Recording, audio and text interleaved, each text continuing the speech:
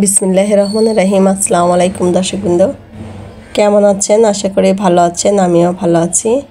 আজকে চলে আসলাম সারাদিনের কি কাজকর্ম করি সেটাই আপনাদের সাথে শেয়ার করব। তো সকালবেলা উঠে আগে সকালের নাস্তা তো করেছি, পাশাপাশি এখন চলে আসলাম সমস্ত কাজ সেরে দুপুরের রান্না বান্না করার জন্য। তো আজকে মাছের মাথা দিয়ে মুড়ি ঘন্ট করলাম। আমি মাছের মাথা অনেকে অনেকভাবে মুড়ি ঘন্ট করে, আমি কিন্তু তা করি না। আমার রেসিপি দেওয়া আছে, আপনারা চাইলে দেখে নিতে পারেন। আমি মুড়ি ঘন্ট করি, মাছ সুন্দর করে মাথাটা ধুয়ে মুগের ডাউল ভেজে পানিতে বসিয়ে দেই। তার মধ্যেই আমি মাছের মাথা এবং হালকা একটু রসুন বাটা, একটু আদা বাটা আর তেজপাতা, গরম মশলা, লবণ, একটু হলুদের গুঁড়া, মরিচের গুঁড়া, জিরার গুঁড়া দিয়ে বসিয়ে দেই। সাথে কাটা পেঁয়াজ কুচি, মরিচ কুচি আর একটা পরিমাণ মতো রসুন কেটে দেই, দিয়ে বসিয়ে দেই। সব কিছু একদম সেদ্ধ পারফেক্টভাবে হয়ে গেলে তারপরে তেলে দিয়ে দেই, কাটাগুলো বেছে নেই। তো যাই হোক, পরে তেলে দিয়ে ঘি দিয়ে নামিয়ে ফেলি। খুবই মজা লাগে, একদম বিয়েবাড়ির স্বাদের একটা রেসিপি। আমাদের পাবনার ওইদিকে মুড়ি ঘন্টটা, বিয়েবাড়ির যে মুড়ি ঘন্টটা মাছ দিয়ে করলে এভাবেই করে। তো আমিও এভাবেই শিখেছি আমার বাবার থেকে। তো এখানে আমি রুই মাছ ভুনা করব, আজকে একটু অন্যরকমভাবে ভুনা করব। আর এদিকে আমার মুড়ি ঘন্টটা কিন্তু প্রায় শেষের দিকে। আমি এই যে কাটাগুলো বেছে তুলে নিচ্ছি, আর খেতে গেলে কিন্তু এই কাটাগুলো ভালো লাগে না খেতে। তো আমি সমস্ত কাটা এক এক করে বেছে নেব, আর এখানে তেলেও দিয়ে দিচ্ছি, দেখতেই পাচ্ছেন। আজকে রুই মাছও রান্না করব, রুই মাছটাও একটু অন্যরকম করে ভুনা করব। আমি এখানে একটু বেশিরভাগ বাটা মশলা ব্যবহার করব। আমি কাঁচামরিচ, পেঁয়াজ, রসুন, তারপরে ধনিয়ার পাতা ব্লেন্ড করে তারপরে আমি আপনার যাই হোক, দুইটা শুকনা লঙ্কা, 2-3টা শুকনা লঙ্কাও আমি তেলে ফোড়ন দিয়ে দিলাম, একটু জিরা দিয়ে। এই রেসিপিটা দেওয়া আছে অবশ্য, আপনারা দেখে নেবেন।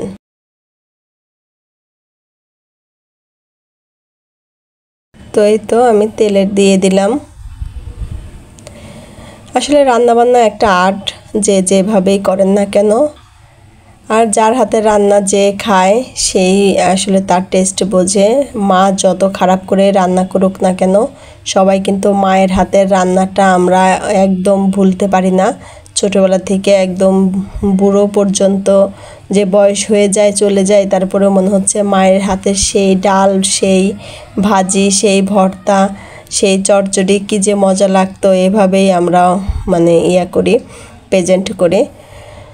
তো আমি কিন্তু রান্নাবান্না তেমন ভালো পারি না, আস্তে আস্তে শিখতেছি ওরকমভাবে আর কি করে নিই। কারণ আমি এর আগেও অনেকবার বলেছি যে আমার শাশুড়ি আম্মা রান্না করছে, আমি খেয়েছি এতদিন, কিন্তু উনি এখন একটু অসুস্থর কারণে পারতেছে না। সেই কারণে আমি ইদানিং একটু রান্নার কাছে আসি বেশি। তো এখানে কিন্তু দিয়ে দিলাম, দেখলেনই, পেঁয়াজ কুচি, রসুন কুচি, আর দিয়ে দিলাম কাঁচামরিচ আর ধনিয়ার পাতা ব্লেন্ড করে নিয়ে এসে দিয়ে দিছি তেলে। তো একটু অন্যরকম করে রান্না করব। প্রতিদিন একই রকম রান্না কিন্তু খেতে ভালো লাগে না, আস্তে আস্তে সব শিখে নিচ্ছে এই আর কি। তারপরেও ইদানিং নাকি ভালোই হয় আর কি বলে সবাই, মোটামুটি অতটা ভালো হয় না, তারপরেও মোটামুটি হয়, খাওয়া যায় এই আর কি।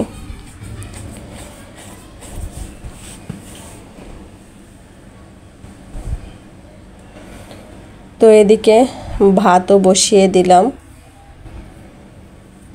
আর এদিকে মাছটাও কষিয়ে নিচ্ছে। আর একটু সবুজ লাগতেছে, কারণ কাঁচামরিচ আর ধনিয়ার পাতা তো সবুজ ব্লেন্ড করা হয়েছে, সেহেতু কালারটা সবুজ হয়ে গেছে।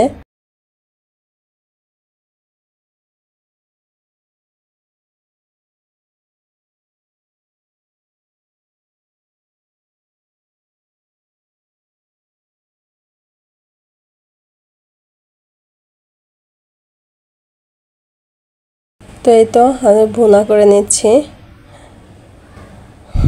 আসলে এক এক দিন এক এক স্টাইলে খেতে ভালো লাগে, প্রতিদিন একরকম খেতে ভালো লাগে না। তারপরেও আমাদের কিন্তু প্রায় একই রকমই থেকে যায়। দেখা যাচ্ছে যে যেই যাই হোক না কেন সেই ডাল ভাত ভাজি ভর্তা এই আর কি।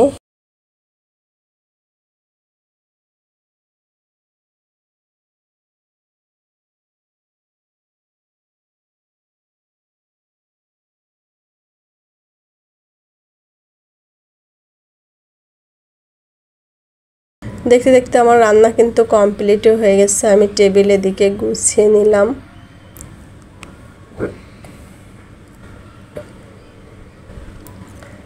এখানে পটল ভেজেছি, একটু আলু ভর্তা করেছি, আর ওখানে মিষ্টি কুমড়ার আছে, তরকারি আছে। আর এই যে মাছ ভুনাটা কেমন হয়েছে দেখতে পাচ্ছেন, কষা কষা হয়েছে করেছি। আর কড়াই ধরে নিয়ে আসলাম, কারণ অনেক আগেই আর কি রান্নাটা হয়েছে, খাওয়ার আগে একটু গরম করতে হবে সেই জন্য। আর এখানে মুড়িঘণ্ট আছে, মুড়িঘণ্টর সেন্টে সারা ঘর মোমো করছে। আর এখানে ভাত আছে। এই তো আজকে সিম্পল রান্নাবান্না নিয়েই আজকে আপনাদের সাথে হাজির হয়ে গেছি, শেয়ার করলাম। তো যাই হোক, ভালো লাগলে অবশ্যই লাইক কমেন্ট শেয়ার করবেন। আর কেমন লাগে অবশ্যই পুরো ভিডিওটা দেখবেন। ভালো থাকবেন, সুস্থ থাকবেন। আল্লাহ হাফেজ।